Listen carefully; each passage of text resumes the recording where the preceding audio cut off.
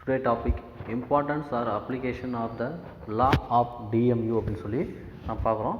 இப்போ வந்து பார்த்தோன்னா லா ஆஃப் டிஎம்யூ பொறுத்த வரைக்கும் வந்து பார்த்தோன்னா இந்த இது வந்து பார்த்திங்கன்னா எப்படி வந்து இதனுடைய முக்கியத்துவம் என்ன, இதனுடைய பயன்பாடுகள் எப்படி அப்படின்னு சொல்லி பார்த்தோன்னா இந்த விதியினுடைய பயன்பாடுகள் எப்படி அப்படின்னு சொல்லி பார்க்குறோம்.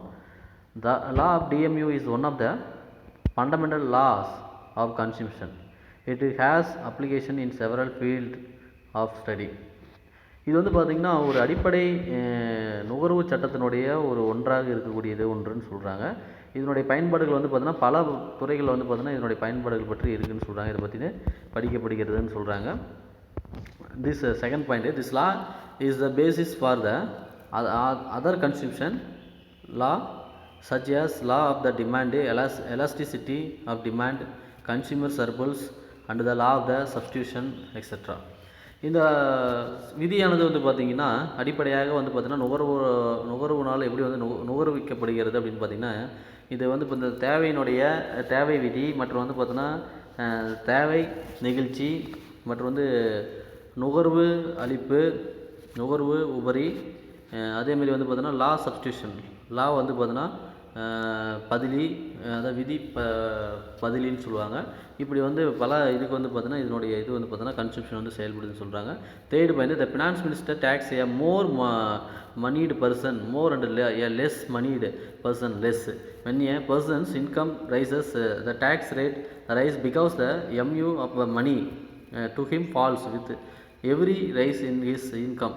Thus the law of the DMU is the basis for progressive taxation. இப்போ வந்து பார்த்தோன்னா நிதி அமைச்சர் வந்து பார்த்திங்கன்னா டிஎம்யூனுடைய அடிப்படையில் தான் வந்து என்ன பண்ணுறாங்க அப்படின்னா எப்படி வந்து பணம் வந்து பார்த்திங்கன்னா அதிக அளவில் வந்து பார்த்திங்கன்னா நபர்களிடையே இருக்குதா இல்லை குறைந்த அளவு இருக்கா அப்படின்னு சொல்லி அதனுடைய அடிப்படையில் வந்து பார்த்திங்கன்னா வருமானம் வந்து உயர்ந்திருக்குதா அல்லது வருமானம் குறைந்திருக்குதா, அதை வரி அதிகப்படுத்தலாமா அப்படிங்கிறது வந்து பார்த்திங்கன்னா அந்த மணி பேஸ்டான வந்து பார்த்திங்கன்னா ஸோ வருமானம் வீழ்ச்சி அடைஞ்சிருக்குதா உயர்ந்திருக்குதா அப்படிங்கிறது இந்த டிஎம்யூ அடிப்படையில் தான் வந்து பார்த்தோன்னா இந்த டேக்ஸேஷன் வந்து பார்த்தோன்னா ப்ராக்ரெசிவ் பண்ணுவாங்க, அதிகப்படுத்தலாமா வேணாமான்னு சொல்லி முடிவெடுப்பாங்க நிதியமைச்சர்கள் பொறுத்த வரைக்கும்.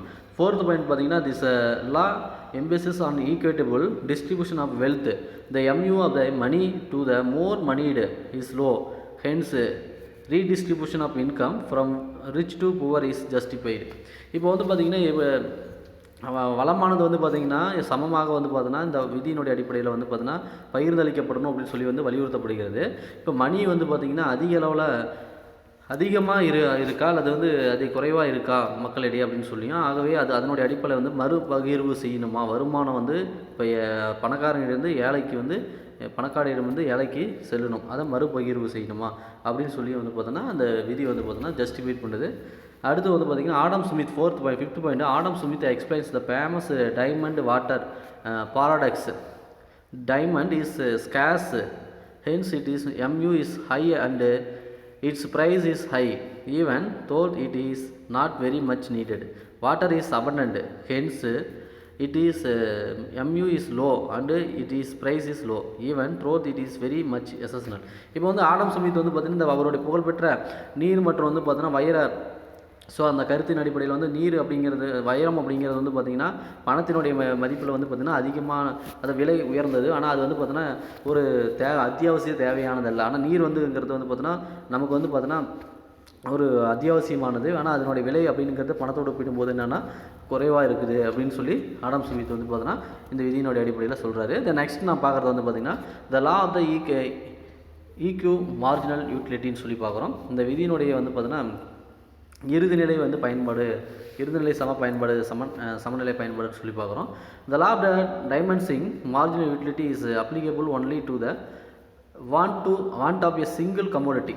இப்போ வந்து பார்த்திங்கன்னா இந்த விதியானது வந்து பார்த்திங்கன்னா எப்படி வந்து பரிமாணங்கள் அடிப்படையில் வந்து பார்த்திங்கன்னா இது இறுதிநிலை பயன்பாடானது வந்து பார்த்திங்கன்னா எப்படி பயன்படுத்தப்படுகிறது. இது வந்து ஒற்றை பொருள் அடிப்படையில் ஒற்றை பொருள் வந்து பார்த்திங்கன்னா மட்டும் போதும் விரும்பும் அந்த அடிப்படையில் வந்து பார்த்தோன்னா இது பயன்படுத்தப்படுதுன்னு சொல்கிறாங்க. But it in reality wants are the unlimited and those wants are to be satisfied. இப்போ வந்து பார்த்தோன்னா விருப்பங்கள் அப்படிங்கிறது வந்து பார்த்திங்கன்னா உண்மையாகவே வந்து பார்த்தோன்னா எல்லையற்றதுன்னு சொல்கிறாங்க. விருப்பங்கள்ங்கிறது எல்லையற்றது. விருப்பங்கள் அப்படிங்கிறது வந்து பார்த்தோன்னா திருப்தி அடையாமையே, வாண்ட்ஸுங்கிறது வந்து மோர் அண்ட் மோர் அப்படின்னு சொல்லி என்ன அதிகமாகிட்டே இருக்கும். விருப்பங்கள் அப்படிங்கிறது வந்து பார்த்தோன்னா எல்லையற்றவை அப்படிங்கிறது சொல்கிறாங்க. Hence to analyse such situation the law of the diminishing marginal utility is extended and is called law of the marginal யூட்டிலிட்டின்னு சொல்கிறாங்க. ஸோ ஆகவே வந்து பார்த்தீங்கன்னா இதை வந்து ஆராய்ந்து இதனுடைய சூழ்நிலை அடிப்படையில் வந்து இதனுடைய பரிமாணங்கள் அதனுடைய அடிப்படையில் இருநிலை பயன்பாடு அடிப்படையில் வந்து இதனுடைய லா வந்து பார்த்தீங்கன்னா இது என்ன அழைக்கிறாங்க அப்படின்னா law of the equal marginal utility அப்படின்னு சொல்லி அழைக்கப்படுகிறது. இட் இஸ் ஆல்சோ கால்டு வந்து லா ஆஃப் சப்ஸ்டிடியூஷன் சொல்கிறாங்க, பதிலி விதி அப்படின்னு சொல்லி அழைக்கப்படுகிறது. The law of the consumer's equilibrium goes on second law and the law of the maximum satisfaction. The law of the maximum satisfaction இதனுடைய அடிப்படையில் வந்து பார்த்தீங்கன்னா கோசன் செகண்ட் லா அப்படிங்கிறது இந்த விதிகள் வந்து பார்த்தீங்கன்னா மேலும் விளக்கக்கூடிய வகையில் இருக்குது. இதனுடைய டெஃபினேஷன் பார்க்குறோம், விளக்கணும் சொல்கிறோம். மார்சல் வந்து பார்த்திங்கன்னா இந்த லா வந்து என்ன சொல்கிறாரு அப்படின்னா இது வந்து ஒரு person has a think which he can food to several users, he will distribute it among these users in such a way that it has the same marginal utility in the all. இப்போ வந்து marshal பொறுத்த வரைக்கும் அவர் வந்து என்ன சொல்கிறார், அரசானது இந்த விதியை வந்து பார்த்திங்கன்னா ஒரு நபர் வந்து பார்த்தீங்கன்னா அவருடைய யோசனையிலேருந்து பல வகையான பயன்பாடுகள் வந்து உருவாகும் அப்படின்னு சொல்கிறாங்க, பயன்பாடுகள் உருவாகுது. ஸோ அதனுடைய பகிர்வுகள் வந்து பார்த்தீங்கன்னா ஒரு நபரோட இந்த பகிர்வுகள் வந்து பார்த்திங்கன்னா அது வந்து பார்த்தீங்கன்னா என்ன ஆகுது அப்படின்னா அது பல வழிகள் வந்து அப்படியே பல வழிகள் என்ன ஆகுது அப்படின்னா இந்த இறுதிநிலை பயன்பாட்டுக்கு வந்து எல்லாருக்கும் சென்றடையக்கூடிய வகையை உருவாகுதுன்னு சொல்கிறாங்க. For if it had a greater marginal utility is in one use then another he would gain by taking away some of it from the second use and applying it to first. So இது வந்து பார்த்திங்கன்னா நம்ம முதல்ல இதில் வந்து நம்ம apply பண்ணும்போது நமக்கு வந்து இரண்டாவது முயற்சியில் தான் நமக்கு என்ன கிடைக்கிது அப்படின்னு பார்த்திங்கன்னா இதனுடைய இருநிலை பயன்பாட்டினுடைய மற்றொரு பயன்பாடுலாம் நமக்கு அதாவது கெயின் அப்படிங்கிறது வந்து பார்த்திங்கன்னா அதனுடைய நன்மைகள் அப்படிங்கிறது வந்து பார்த்திங்கன்னா இரண்டாவது முயற்சியில் தான் கிடைக்கிது அப்படிங்கிறது சொல்லப்படுகிறது. அதனுடைய பயன்பாடுகள் அதனோட அஸ்யூம்ஷன் பார்க்குறோம், அனுமானங்கள் அப்படின்னு சொல்லி பார்க்குறோம். த consumer is first point rational in the sense that he wants to get maximum satisfaction. இதில் வந்து பார்த்திங்கன்னா நுகர்வோர்கள் அப்படிங்கிறது வந்து பார்த்திங்கன்னா பகுத்தறிவு அடிப்படையில் வந்து பார்த்திங்கன்னா அவங்களுடைய மேக்ஸிமம் பெரும்பாலும் வந்து பார்த்திங்கன்னா அவங்க வந்து இதில் திருப்தி அடைந்துடுறாங்க அவங்களுடைய விருப்பங்கள் அப்படின்னு சொல்கிறாங்க. Second point the utility of the each commodity is measurable in cardinal members. So அனைத்து பொருள்களுடைய பயன்பாடுகளுமே வந்து சரியான முறையில் வந்து பார்த்தோன்னா அளவிடப்படுகிறதுன்னு சொல்கிறாங்க. Third point the marginal utility of money remains constant. இதில் வந்து பணம் அப்படிங்கிறது வந்து ஒரு இந்த இறுதிநிலை பயன்பாட்டில் வந்து பணம் அப்படிங்கிறது ஒரு நிலையானது அப்படின்னு சொல்லப்படுகிறது. Fourth point the income of the consumer is given. இதனால் வந்து நுகர்வோர்கள் வந்து பார்த்தோன்னா இதில் வந்து என்ன கிடைக்கிது அப்படின்னா வருவாய் வந்து பார்த்தோன்னா கிடைக்கப்படுகிறது அப்படின்னு கொடுக்கப்படுகிறதுன்னு சொல்கிறாங்க. ஃபிஃப்த் பாயிண்ட் வந்து there is perfect competition in the market. இப்போ இது வந்து சந்தையில் வந்து ஒரு சரியான வந்து ஒரு போட்டி இருக்கக்கூடியது அப்படின்னு சொல்லப்படுகிறது. Sixth point the price of the commodities are given. So இதில் வந்து பொருள்களுக்கு வந்து விலை வந்து பார்த்தோன்னா கொடுக்கப்படுகிறது. Seventh point law of the diminishing marginal utility operates. So இதில் வந்து பார்த்தீங்கன்னா இறுதிநிலை பயன்பாடு வந்து பார்த்தோன்னா அந்த லா ஆஃப் த டைமென்ஷனிங் வந்து பொறுத்த வரைக்கும் பார்த்தீங்கன்னா அதனுடைய பரிமாணங்களுடைய விதி பொறுத்த வரைக்கும் வந்து பார்த்தோன்னா இதில் வந்து இயக்கப்படுகிறது அப்படின்னு சொல்லப்படுகிறது. அடுத்து எக்ஸ்ப்ளனேஷன் விளக்கம் சொல்லி பார்க்குறோம். The law can be explained with the help of an example. So இது வந்து பார்த்தோன்னா நம்ம எதுக்குன்னா ஒரு எடுத்துக்காட்டுக்கு விளக்குவதற்கு வந்து பார்த்தோன்னா இந்த விதி வந்து பார்த்தோன்னா உதவியாக இருக்குதுன்னு சொல்கிறாங்க. Suppose a consumer wants to spend his limited income an apple and orange. So suppose வந்து பார்த்திங்கன்னா ஒரு நுகர்வோர் வந்து விருப்பப்படுறாங்க, அவங்ககிட்ட வந்து குறைவான செலவு பண்ணி வந்து பார்த்தோன்னா வருவாய் தான் இருக்குது. ஸோ அதை பயன்படுத்தி வந்து ஒரு ஆப்பிள் அண்டு ஆரஞ்சு வந்து அவங்க வந்து விரும்பப்படுறாங்க அப்படின்னா செலவு பண்ண he set to be in equilibrium. ஆனால் அது என்ன பண்ணணும் அப்படின்னா அவங்க வந்து சமமாக அதை வந்து பகிர்ந்து கொள்ள வேண்டும் அந்த வருமானத்தை. Only when he gets maximum satisfaction with his limited income. ஆனால் அவங்க வந்து பார்த்திங்கன்னா ரெண்டே வாங்கும்போது அவங்க வந்து பெரும்பாலும் வந்து பார்த்திங்கன்னா பெரும்பாலும் வந்து சாட்டிஸ்ஃபேக்ஷன் ஆகிடுறாங்க. அந்த குறைவான வருமானத்தில் என்ன பண்ணுறாங்கன்னா அப்பொழுது அவங்க சாட்டிஸ்ஃபேக்ஷன் ஆகிடுறாங்க சமமாக ரெண்டு வாங்கும்போது. Therefore he will be in equilibrium women. எப்படி வந்து அந்த சமநிலையில் ஆகையால் அவங்க வந்து சமநிலை எப்படி அடைகிறாங்க அப்பொழுது அப்படின்னா marginal utility of apple price of apple. இப்போ வந்து இறுதிநிலை பயன்பாடு ஆப்பிள் விலை என்னுடைய apple by marginal utility of orange price of orange. அப்போ வந்து இதனுடைய ஈக்குவேஷன் அடிப்படையில் அவங்க சமநிலை பெறாங்கன்னு சொல்கிறாங்க. அடுத்து வந்து பார்த்திங்கன்னா இதனுடைய சமநிலை அடிப்படையில் வந்து பார்த்திங்கன்னா எடுத்துக்காட்டு வந்து எம்யூ வந்து பார்த்திங்கன்னா A by PA equal MUO by PO equal K. இதுதான் இதனுடைய ஈக்குவேஷனு. அப்போ எக்ஸாம்பிள் பார்த்திங்கன்னா 50 by 10 equal 10 by 4 equal 5. So அந்த தான் அதனுடைய example. Marginal utility of apple, price of apple, marginal utility of the orange, price of the orange equal to M. அப்போ வந்து பார்த்தீங்கன்னா கேங்கிறது கான்ஸ்டன்ட், கேங்கிறது தான் வந்து என்னது constant marginal utility of money. அப்போ பணம் அப்படிங்கிறது வந்து பார்த்திங்கன்னா இங்கே நிலையானது அப்படின்னு சொல்லப்படுகிறது இதனுடைய அடிப்படையில். இதில் வந்து பார்த்திங்கன்னா டேபிள் கொடுத்துருக்காங்க. அதுக்கு முன்னாடி அந்த இன் வியூஸ் ஆஃப் த ஈக்குவலிபிரியம் இதில் வந்து பார்த்திங்கன்னா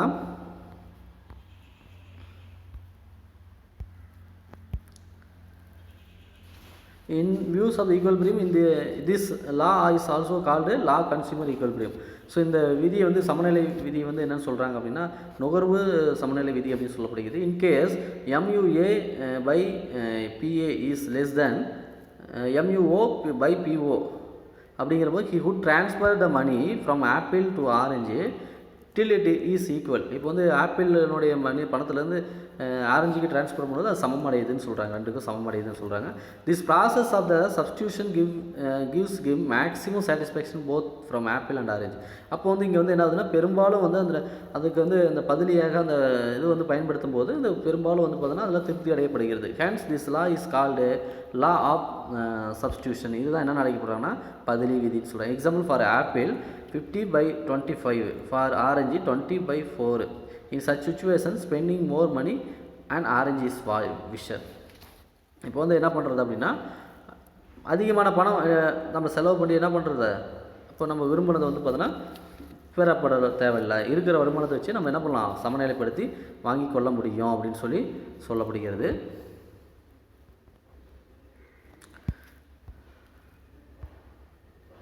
இதில் வந்து பார்த்தீங்கன்னா கொடுத்துருக்காங்க பாருங்கள், law of the equal marginal யூட்டிலிட்டின்னு சொல்லி இந்த டேபிள் பார்த்திங்கன்னா தெரியும். இந்த டேபிளில் வந்து பார்த்திங்கன்னா இப்போ யூனிட்ஸ் ஆஃப் கமோடிட்டிஸ், இப்போ ஒரு பண்டம்னு வச்சுங்க, இப்போ எத்தனை ஆப்பிள் 25 ஆப்பிள், டோட்டல் யூட்டிலிட்டி வந்து பார்த்தீங்கன்னா பயன்பாடு 25, அதனோட இறுதிநிலை பயன்பாடு 25, டோட்டல் யூட்டிலிட்டி 30, மார்ஜினல் யூட்டிலிட்டி 30. அப்போ அடுத்து வந்து பார்த்தீங்கன்னா செகண்ட் வந்து பார்த்தீங்கன்னா 2 அதனுடைய பயன்பாடு 45, இறுதிநிலை பயன்பாடு 20, அப்போ 40 இது ஒன்று, அப்போ அங்கே 11. அப்போ என்ன ஆகுது அதனுடைய இது ஆரஞ்சு வந்து பார்த்தோன்னா 41, அப்போ அங்கே இறுதிநிலை பயன்பாடு 11 அப்படிங்கிறது நமக்கு வந்து ஒவ்வொரு இதுக்காக கொடுத்துருக்காங்க. அந்த இது பார்த்தா அடுத்து இல்ஸ்ட்ரேஷன் பார்க்குறோம், விளக்கம்னு சொல்லி பார்க்குறோம். என்னுடைய எடுத்துக்காட்டு விளக்கம். This law can B illustrated with help of the table 2.2. let us assume that the consumer has given income at 11.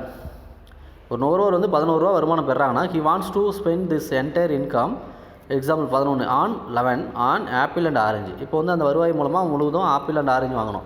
This price of the apple and price of the orange each 1. இப்போ ஆப்பிளோட விலை 1 ரூபா, orange விலை 1 ரூபான்னு வச்சுங்க. if the consumer wants to attain maximum utility he should buy 6 units of apple and 5 units of orange. இப்போ வந்து பார்த்தோன்னா 6 அலகு வந்து பார்த்தோன்னா ஆப்பிளும் 5 அலகு வந்து பார்த்தோன்னா ஆரஞ்சு வந்து பார்த்தோன்னா வாங்க விரும்புகிறோம். So that he can get 92 + 58 150 units ஆகுது. No other combination of the apple and orange and give higher than the 150 utilities.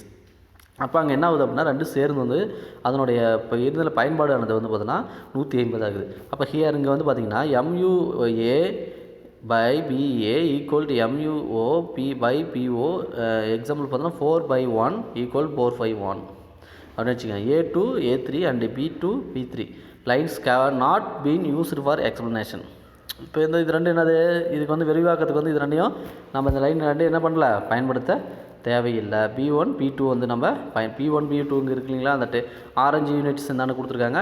Units of apple அந்த டயக்ராம் பாருங்கள் 2.2ல் கொடுத்துருக்கு.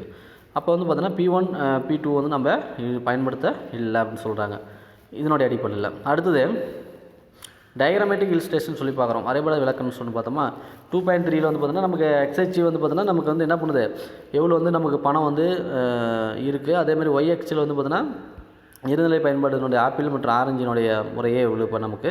அது நுகர்வோர் வந்து பார்த்தோன்னா இப்போ 6 ரூபா செலவு பண்ணுறாங்க அப்படின்னா ஆப்பிள் வந்து 5 ரூபா, ஆரஞ்சு வந்து பார்த்தீங்கன்னா அதனுடைய மார்ஜினல் யூட்டிலிட்டி போத் ஈக்குவல் வந்து பார்த்திங்கன்னா இருக்குதுன்னு வச்சுங்க. போத் ஈக்குவல் 5 ரூபா ரெண்டுமே. இப்போ மார்ஜினல் யூட்டிலிட்டி என்னென்னா போத் ஈக்குவல் அந்த ஏ 1 by B1 4 equal to 4 hence he gets maximum utility. இப்போ இங்கே பெரும்பாலும் அதனுடைய பயன்பாடு வந்து பார்த்தோன்னா பயன்படுத்தப்படுது. இப்போ கிரிட்டிசிசம் பார்க்குறோம். ஸோ இந்த விதியினுடைய விமர்சனங்கள் என்ன சொல்கிறாங்க, இன் practice utility cannot be measured only be built. So இது வந்து ஒரு அனுபவ சார்ந்த ஒரு பயன்பாடுங்கிறதுனால இது வந்து பார்த்தோன்னா அளவிடுவதற்கு சாத்தியமற்றதுன்னு சொல்கிறாங்க. செகண்ட் வந்து this law cannot be applied to the durable goods. இப்போ இது வந்து பார்த்தோன்னா நம்ம வந்து என்ன பண்ண முடியுதுன்னா பொருட்கள் வந்து பார்த்தோன்னா அளவிடக்கூடிய பொருளுக்கு வந்து பார்த்தா மற்ற பொருளுக்கு இந்த விதியை வந்து நம்மளால் பயன்படுத்த முடியாது அப்படின்னு சொல்கிறாங்க. நெக்ஸ்ட் நம்ம பார்க்குறது கன்சியூமர் சர்பிள்ஸ் சொல்கிறோம், நுகர்வோர் உபரிகள் சொல்லி பார்க்குறோம். இந்த கான்செப்ட் பொறுத்த வரைக்கும் பார்த்தீங்கன்னா கன்சியூமர் உபரி அப்படிங்கிறது வந்து பார்த்தீங்கன்னா இதனுடைய originally introduced by classical economics and economist and later modified by Jevons and Jules Dupuit இவங்க தான் வந்து இது இன்ட்ரடியூஸ் பண்ணாங்க. இந்த பிரெஞ்சு என்ஜினியர் எக்கனாமிஸ்டான பிரெஞ்சினுடைய எக்கனாமிக்ஸ்ட்டு பொறியியலால் அதாவது பொறியியலாளரான 1844 இவர் வந்து கொண்டு வந்தாங்க. But a most refined from the concept of a consumer surplus was given by Alfred Marshall. இதை வந்து பார்த்தோன்னா யார் வந்து இதை வந்து திரும்பவும் வந்து அதாவது திரும்ப வந்து ரெஃபனைட் பண்ணுது, அதை மறுபடியும் இதை வந்து யார் வந்து மாற்றி அமைத்தது அப்படின்னு பார்த்தீங்கன்னா ஆல்ஃபிரட் மார்க்ஸ் வந்து மாற்றி அமைச்சார். But this concept is based on the law of the diminishing marginal utility. So இது அடிப்படையில் தான் இது உருவாக்கப்பட்டதுன்னு சொல்கிறாங்க. டெஃபினேஷன் பண்ணால் ஆல்ஃபிரட் மார்க்ஸில் வந்து பார்த்திங்கன்னா consumer surplus as the excess of the price which a person would be willing to pay a thing rather than go without the thing over that which he actually does pay is the economic measure of this surplus satisfaction. This may be called consumer surplus. So இவர் வந்து Albert marshal பொறுத்த வரைக்கும் வந்து பார்த்திங்கன்னா இவர் வந்து என்ன சொல்கிறாருன்னா நுகர்வோர் அப்படிங்கிறது வந்து பார்த்தோன்னா உபரி பொருள்கள் அப்படிங்கிறது வந்து இதனுடைய விலையினுடைய விலை வந்து பார்த்தோன்னா ஒரு நபர் வந்து விலை வந்து பார்த்தோன்னா ஒரு பொருளை வாங்குவதற்கு அந்த விலையினுடைய அடிப்படையில் தான் என்ன பண்ணுவாங்க அப்படின்னா அந்த பொருளை வாங்குவதற்கு அவங்க வந்து அந்த விலையை வந்து வாங்கி திருப்தி அடைவாங்க அப்படின்னு சொல்கிறாங்க. அந்த பொருள் வந்து உபரியாக இருக்கும்போது அதனுடைய விலை வந்து பார்த்தோன்னா பொருளாதார ரீதி அளவில் வந்து பார்த்திங்கன்னா விலை வந்து பார்த்தோன்னா அதனுடைய குறையும். இப்போ வந்து நிறையா பொருள் இருக்கும்போது அதனுடைய விலை என்ன ஆகும், குறைய ஆரம்பிக்கும் இல்லைங்களா. இது அப்போ வந்து பார்த்தோன்னா நுகர்வோர் இதுதான் என்னென்னு சொல்கிறதுனா கன்சியூமர் சர்பிள்ஸ் நுகர்வோர் உபரிகள் சொல்லப்படுகிறது. இப்போ பொருள்கள் வந்து அதிகமாக சர்பிள்ஸாக இருக்கும்போது அப்போ அந்த பொருளுடைய விலை என்னாகும், பொருளாதார ரீதியாக குறைய ஆரம்பிக்கும். ஸோ அப்போ நுகர்வோர் ஈஸியாக அது வந்து குறைவான பணம் கொடுத்து வாங்கலாம். ஸோ அதுதான் கன்சியூமர் சர்பிள்ஸ் சொல்கிறாங்க. கன்சியூம்ஷன் பார்த்தோமா இதனுடைய அனுமானங்கள் அப்படின்னு சொல்லி பார்த்தோமா Marshall assume that utility can be measured. So இது வந்து மார்சனுடைய இந்த கூற்றானது அனுமானமானது வந்து பார்த்தோன்னா பயன்படுத்தி அளவிடப்படுகிறதுன்னு சொல்கிறாங்க. Second point, the marginal utilities of money of the consumer remain constant. இதில் வந்து பார்த்தோன்னா இறுதிநிலை பயன்பாட்டில் வந்து பொறுத்த வரைக்கும் பணம் அப்படிங்கிறது இங்கே வந்து என்னென்னா நுகர்வோர் அப்படிங்கிறது தான் constant. Consumer money of the consumer அது நுகர்வோருடைய பணம் அப்படிங்கிறது நிலையானதுன்னு சொல்கிறாங்க. Third point, there are no substitutes for the commodity in question. இப்போ இதில் வந்து பொறுத்த வரைக்கும் இந்த கேள்வியில் பொறுத்த வரைக்கும் பொருளுக்கு வந்து பார்த்தீங்கன்னா எந்த ஒரு சப்ஸ்டியூஷனும் இதில் இல்லை அப்படின்னு சொல்கிறாங்க. அந்த கேள்வி இல்லை அப்படிங்கிறாங்க. The fourth point, the taste income character of the consumer do not change. இதில் வந்து டேஸ்ட்டோ வருமானமோ அதாவது நுகர்வோருடைய பண்போ இதில் எந்த ஒரு மாற்றமும் இருக்கான்னு சொல்கிறாங்க. ஃபிஃப்த்து வந்து utility of one commodity does not depend upon the other commodities. இதில் வந்து பார்த்திங்கன்னா பொருள்கள் வந்து பார்த்திங்கன்னா ஒரு பொருளுடைய பயன்பாடுங்கிறது இதில் வந்து பார்த்தோன்னா மற்ற ஒரு பொருளை வந்து பார்த்தீங்கன்னா சார்ந்து இருக்காது அப்படின்னு சொல்கிறாங்க. ஒரு பொருளுடைய பயன்பாடு வந்து பார்த்தீங்கன்னா அது மற்ற பொருளை வந்து பார்த்தீங்கன்னா சார்ந்து இருக்காது அப்படின்னு சொல்கிறாங்க. த நெக்ஸ்ட் எக்ஸ்ப்ளனேஷன் விளக்கம் பார்க்குறோம். The concept of consumer surplus can be explained with help of a example. இந்த கருத்தானது நுகர்வோர் உபரி அப்படிங்கிறத வந்து பார்த்தோன்னா நமக்கு வந்து விரிவாக்கம் அதாவது எக்ஸ்பிளைன் பண்ணுறதுக்கு விளக்கம் செய்வதற்கு வந்து நமக்கு உதவிகரமாக இருக்குது. அதனுடைய எடுத்துக்காட்டுன்னு சொல்கிறாங்க. Suppose a consumer wants to buy and apple. இப்போ வந்து நுகர்வோர் வந்து விரும்புகிறாங்க ஆப்பிள் வாங்க விரும்புகிறாங்கன்னா ஒரு apple he is willing to pay 4. இப்போ இங்கே வந்து 4 ரூபா தான் அதுக்கு செலுத்த விரும்புகிறாங்கன்னா rather than go without it and the actual price of the apple 2. ஆனால் அவங்க 4 ரூபா கொடுக்குற அளவுக்கு தயாராக இருக்கிறாங்கன்னா ஆனால் அந்த ஆப்பிளோட விலை எவ்வளோ 2 ரூபா மட்டும்தான். அதனோட உண்மையான விலை 2 ரூபா தான் வச்சுங்க. Hence the consumer surplus is 2 4 - 2. அப்போ வந்து பார்த்தோன்னா கன்சியூமர்கிட்ட ஆல்ரெடி எவ்வளோ கொடுக்க விரும்புறது அவங்க எவ்வளோ அந்த ஆப்பிள் கொடுக்க இருக்கிறாங்க காசு ரூபா கொடுக்க இருக்கிறாங்க. ஆனால் அந்த ஆப்பிளோடைய உண்மையான விலையை ₹2 தான். அப்போ அவங்களுக்கு என்ன ஆகுது, அப்போ அவங்க ₹2 எங்களுக்கு மீதி ஆகுது. அப்போ இது கன்சியூமர் சர்பிள்ஸ்னு சொல்கிறது. Thus consumer surplus is the difference between the price that a consumer is willing to pay. இப்போ கன்சியூமர் சர்பிள்ஸ் அப்படிங்கிறது என்னென்னா என்ன வேறுபடுனா, விலை, அதாவது நுகர்வோர் கொடுக்க விரும்பக்கூடிய விலையை விட அந்த பொருளுடைய விலை குறைவாக இருக்கிறது. ஸோ அதனுடைய பொட்டன்ஷியல் ப்ரைஸ் பார்த்தோன்னா என்னது, உண்மையான விலை குறைவாக இருக்குது. And what he actually pays, so அது அப்போ அவங்க என்ன அந்த விலை கொடுக்க விரும்புகிறாங்களோ அதை விட கம்மியாக இருக்கிறது. ஸோ அதுதான் பார்த்தோன்னா கன்சியூமர் சர்பிள்ஸ் சொல்கிறாங்க. புரியுதுங்களா? தேர்ஃபோர் இப்போ இது பார்த்திங்கன்னா இதனுடைய ஈக்குவேஷன் பாருங்கள். கன்சியூமர் சர்பிள்ஸ் நுகர்வோர் உபரி அப்படிங்கிறது what a person is willing to pay what he actually pays.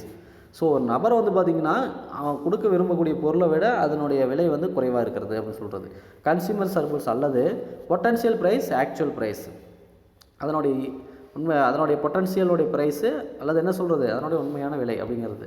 So இதான் கன்சியூமர் சர்பிள்ஸ் சொல்கிறோம். இது மேத்தமெட்டிக்கலாக பார்த்தீங்கன்னா கணித ரீதியாக பார்த்தீங்கன்னா consumer surplus TU minus bracket P into Q bracket close. So இதனோட ஈக்குவேஷனு இதனுடைய அடிப்படையில் கொடுத்துருக்குது. இப்போ இதில் பார்த்தீங்கன்னா கன்சியூமர் சர்பிள்ஸ் பொறுத்த வரைக்கும் இதோட டேபிள் கொடுத்துருப்பாங்க பாருங்கள். இது யூட்டிலிட்டி ஆஃப் கமோடிட்டிஸ் ஆப்பில் இந்த willingness to pay of the potential price அல்லது மார்ஜினல் யூட்டிலிட்டி. இப்போ ஆக்சுவல் ப்ரைஸ் என்ன, consumer surplus potential price actual எவ்வளோ அப்படின்னு சொல்லி கொடுத்துருப்பாங்க. இப்போ ஒரு பொருள் வாங்குறாங்கன்னா அந்த பொருள் பார்த்தோன்னா இப்போ கொடுக்க விரும்பக்கூடிய ஒரு பொருளுக்கு பார்த்தோன்னா ஒரு ஆப்பிளுக்கு வச்சுக்கோங்க, அந்த ஆப்பிளுக்கு ₹6 கொடுக்க ரெடியாக இருக்கிறாங்க. ஆனால் அதனோட உண்மை விலை ₹2. அப்போ 6 - 2 = 4. அப்போ எவ்வளோ கெயின் ஆகுது, அப்போ ₹4 மீதி தானே ஆகுது. ரிமைனிங் ₹4 யாருக்கு கெயின், கன்சியூமருக்கு. ஸோ அந்த அடிப்படையில் கொடுத்துருக்கு. இப்போ டியூங்கிறது டோட்டல் யூட்டிலிட்டின்னு சொல்கிறது, மொத்த பயன்பாடு. பி அப்படிங்கிறது ப்ரைஸு. அண்ட் பார்த்திங்கன்னா Q குவான்டிட்டி ஆஃப் த கமோடிட்டின்னு சொல்கிறது. Q quantity of the commodity. இப்போ அந்த பொருளுடைய அளவு, புரியுதுங்களா? பிங்கிறது விலை, டியூங்கிறது மொத்த பயன்பாடு. இப்போ the measurement of consumers surplus is illustrated in the table. இப்போ இந்த நுகர்வோர் அந்த உபரி அப்படிங்கிறது எப்படி அளவிடப்படுது, டேபிள் 2.3 நம்ம பார்த்தோம், அதில் கொடுத்துருக்காங்க. எக்ஸாம் சொன்னோம் இல்லையா? ஸோ அந்த அடிப்படையில் கொடுக்கப்பட்டிருக்கு, பார்த்தீங்கன்னா தெரியும். இப்போ இதில் பார்த்தீங்கன்னா இந்த டேபிள் 2.3 என்ன கொடுத்துருக்கு, consumer willing to the pay ₹6, ₹5, ₹4, ₹3 அப்படின்னு சொல்லி கொடுக்குறாங்க. 2 for purchasing the successive units of the apples. Hence he willing pay potential price total utility, அதாவது 20 for apples, but he actually price எவ்வளோ pays 10. அப்போ 2 × 5 10. அப்போ getting 5 apples hence. அப்போ என்ன ஆகுது, இப்போ அவங்க பார்த்தீங்கன்னா ₹20 ஒரு ₹20 மொத்தம் வச்சுருக்காங்க அப்படின்னா அந்த ஆப்பிள் கொடுக்கலான்னு ஒரு 5 ஆப்பிளுக்கு. ஆனால் அந்த ஆப்பிளோட விலை எவ்வளோ, ₹2 தான். அப்போ 5 ஆப்பிள் வாங்கினாங்களா என்ன ஆகி போச்சு, ₹10 தான் ஆகுது இல்லைங்களா? அப்போ ₹10 எங்களுக்கு கெயின் ஆகுது. இப்போ கன்சியூமர் சர்பிள்ஸில் பார்த்தீங்கன்னா இப்போ due minus price into quantity 20 - 2 × 5. அப்போ 20 / 20 - 20 அப்போ ஈக்குவல் 10. அப்போ 10 எங்களுக்கு என்ன ஆகுது, கெயின். ஸோ அங்கே ₹10 அப்படிங்கிறது பார்த்தீங்கன்னா எங்களுக்கு கன்சியூமருக்கு இருக்குது. அப்போ அதுதான் கன்சியூமர் சர்பிள்ஸ் அவங்களுக்கு அப்படின்னு சொல்கிறது. தென் நெக்ஸ்ட் நம்ம பார்க்குறது பார்த்தீங்கன்னா இதனுடைய கிரிட்டிசிசம் அப்படின்னு சொல்லி பார்க்குறோம். கிரிட்டிசிசம் பொறுத்த வரைக்கும் பார்த்திங்கன்னா விமர்சனங்கள், இது எப்படியானது அப்படின்னு சொல்லி மற்றவர்களுக்கு விமர்சனம் பார்க்குறோம். இந்த அவருடைய calculation utility cannot be measured because utility is subjective.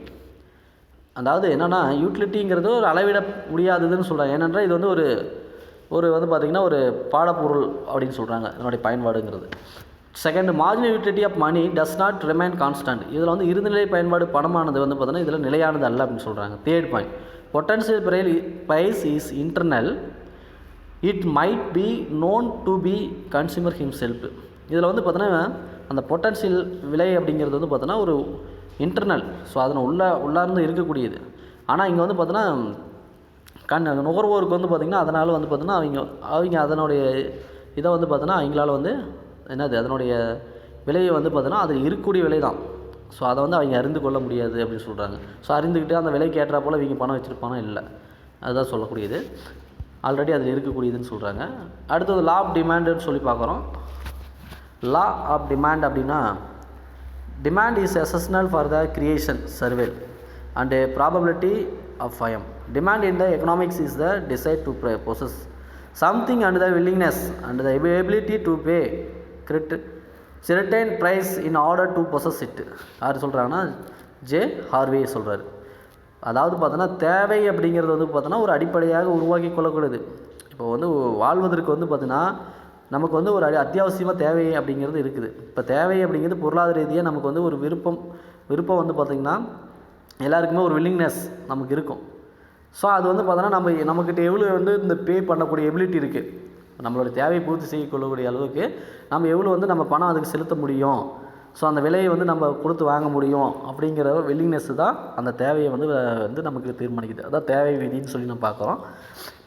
J ஹேர்வே சொல்கிறாரு. அதேமாதிரி ஸ்டோனிர் அண்டு ஹேக் அவர் என்ன சொல்கிறாருன்னா, demand in economics means desire backed up by எனாக்ட் money to pay for the good demand. இப்போ பொருளுடைய தேவை அடிப்படையில் தான் வந்து பார்த்திங்கன்னா பணம் அப்படிங்கிறது வந்து பார்த்தோன்னா பின்புலமாக இருக்குது. பொருளாதாரத்தினுடைய தேவைகள் வந்து பார்த்தோன்னா விரும்பக்கூடியது வந்து பார்த்தோன்னா பொருளுடைய தேவை. ஸோ அந்த பொருளுடைய தேவை அடிப்படையில் தான் வந்து என்ன இதுக்கு பணம் அப்படிங்கிறது ஒரு பின்புலமாக செயல்படுது அப்படின்னு சொல்லி யார் சொல்கிறாங்கன்னா ஸ்டோனிர் அண்டு ஹேக் 2 பேரும் சொல்கிறாங்க. Okay, thank you students.